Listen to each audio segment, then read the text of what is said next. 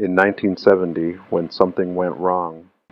Nobody came to fix it. If a bigger kid pushed you off your bike, your dad didn't call his dad. He looked at you and said, "Get back on."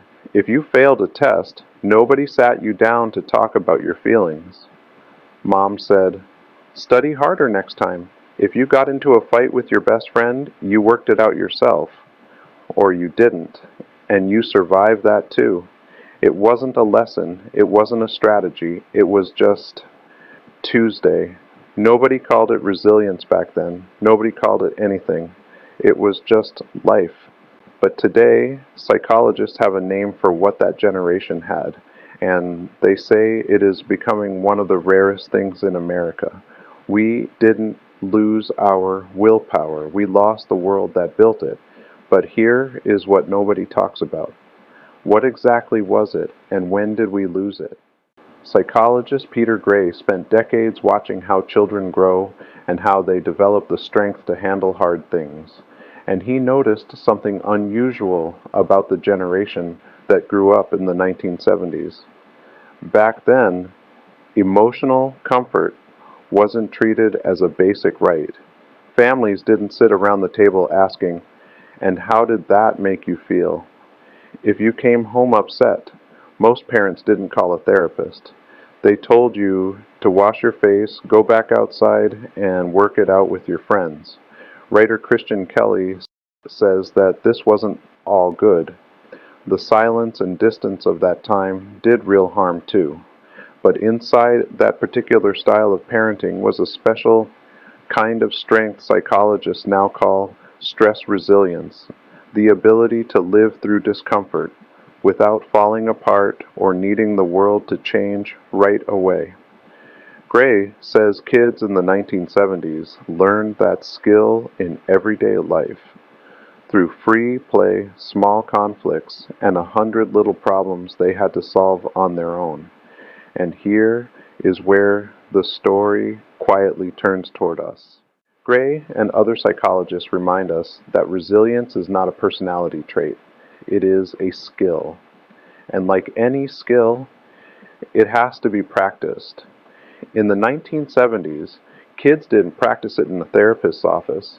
They practiced it on sidewalks and backyards and on long summer afternoons when adults were busy elsewhere. You walked up to a group of kids and asked, "Can I play?" Nobody coached you through the words. You felt what it was like when they said yes and what it was like when they said no. You learned to be bored, to wait your turn, to circle the block until something finally happened. Nobody rushed in to remove every uncomfortable feeling. The world quietly expected you to learn how to carry them. And without anyone naming it, those small moments were teaching you something big. Fathers in that era didn't say much. When something went wrong, they listened for about 30 seconds.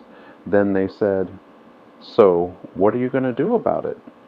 Not harsh, not cold, just direct. And underneath those words was a message that went in deep. You can handle this. I know you can handle this, so go handle it. Psychologist Jan Twenge spent years studying something called locus of control. A simple idea. Do you believe your life is shaped by your own choices, or do you believe it's shaped by forces you can't control? Kids who grew up in the 1970s mostly believed they were steering their own lives. That belief, quiet, steady, unspoken, turned out to be one of the strongest things a person could carry. Researchers found that people with that inner compass bounced back faster, stayed steadier when life got hard, found their way back to themselves. It didn't come from a lesson plan, it came from life itself. The real reason will surprise you. Here's what the science actually says. When a child faces a hard moment and gets through it himself, something happens in the brain. Not a metaphor. Literally. The nervous system learns. Difficulty is survivable. Psychologists call it distress tolerance. In the 1970s, kids built this every day without trying. The argument at recess nobody broke up. The bike ride where you got lost and found the way home alone. Every one of those moments was a deposit into an account called I Can Get Through This. And when real life arrived, that quiet strength was already there, waiting. Peter Gray's research shows the average child in 2025 has roughly half the independent outdoor time a child had in 1975. Half. And here's what that means for all of us. When things went wrong in 1972, that generation didn't wait for an explanation. They fixed the flat tire, found another job, moved on. Jian Twenge analyzed data from hundreds of thousands of Americans across 5 decades. In the 1970s, young Americans scored very high on internal locus of control. They believed, what happens to me depends on what I do. Nobody taught it in a class. It was just in the air. In the way fathers handled setbacks without drama. In the way mothers kept everything running through hard seasons without a word. And it passed down. Not through lectures, through watching.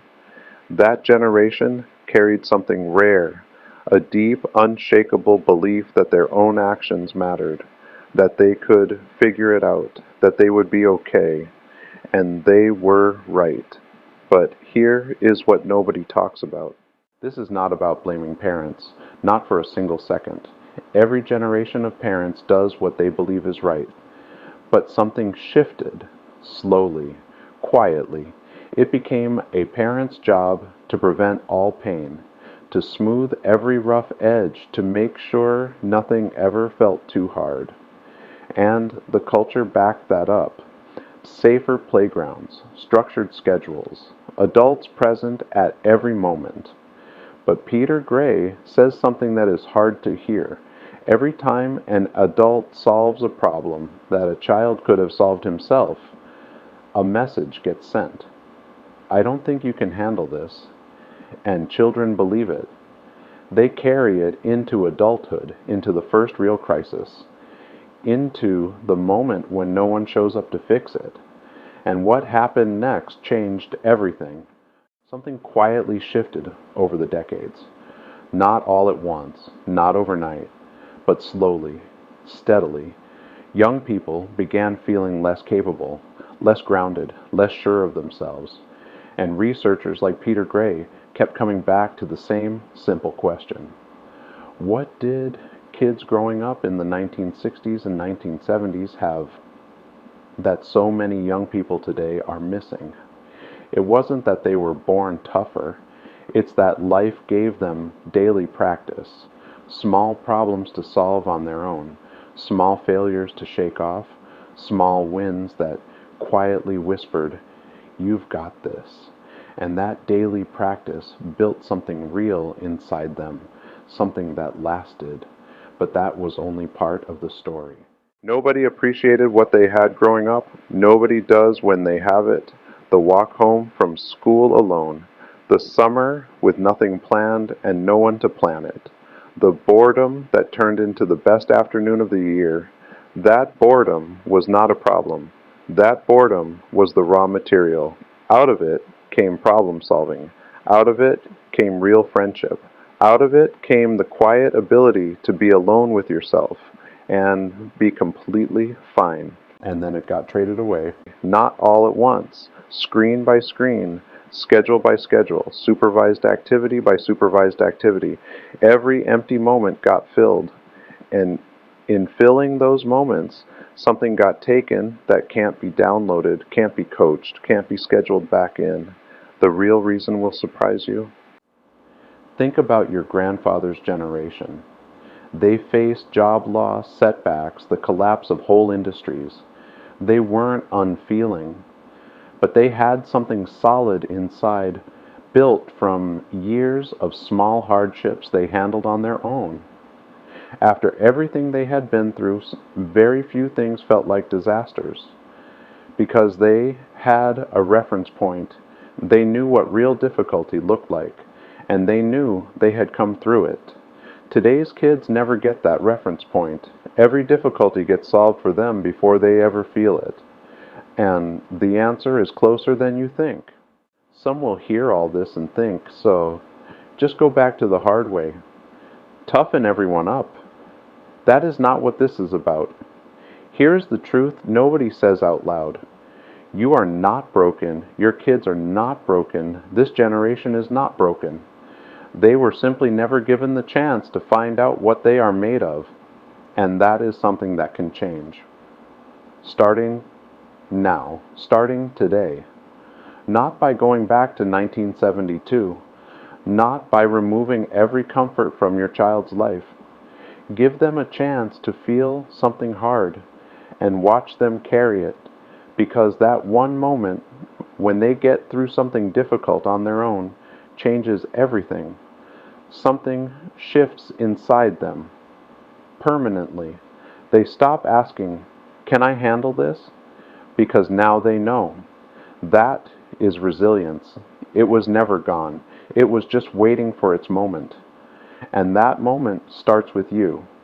If this spoke to you, share it with someone who needs to hear it, because some things are worth passing forward.